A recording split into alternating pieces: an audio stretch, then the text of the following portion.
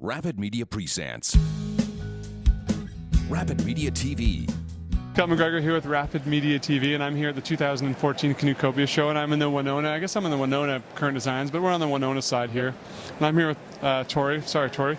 Well, I got a little distracted because we were talking about the mating dance of the dancing spider. The mating dance of the jumping spider, yes. Can you just show us that before we move forward on? Okay, now you can see why I was too distracted at the beginning of this interview. Okay, that's enough.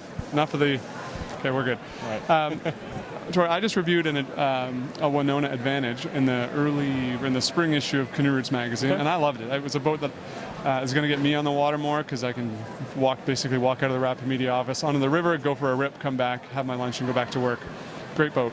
But that boat, I realized at the end of my review, is sort of fading itself out of the line. Can be special order, but what's replacing that? We kind of phased it out a little bit just because it was a great boat, really good, nice go-fast boat, but at the same time, there were a lot of folks that got into it that said, I really like this boat, but I'd like to do some more tripping with it, I'd like to have a little bit more carrying capacity, and so what we did is we took the Advantage and we kind of slid it over to our recreational racing line or fitness category kind of, and we brought out the Prism, which is one of the boats that kind of replaced it, had a little better volume. It was one of those boats that you could take up to the boundary waters, take out for a trip, week-long trip, have all that gear with you. So we kind of built the Prism off of the Advantage with the idea that it would carry a little bit more gear. And I've heard it's one of your top-selling solo boats. It is our top-selling solo boat. It is your top-selling. Yep.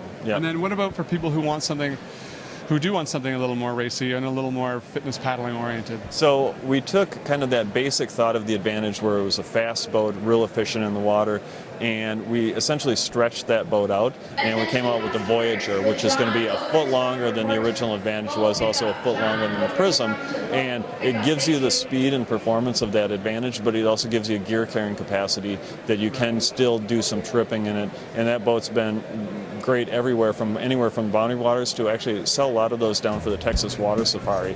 It's a speed boat, but it's also pretty user-friendly and capable. Great. So the Advantage, if I remember, is 16.6. 16.6. So this would be it'd be 17.6. 17.6 with the Voyager, yeah. That's great. Yep. And then the one I ordered was in Kevlar here. Yep.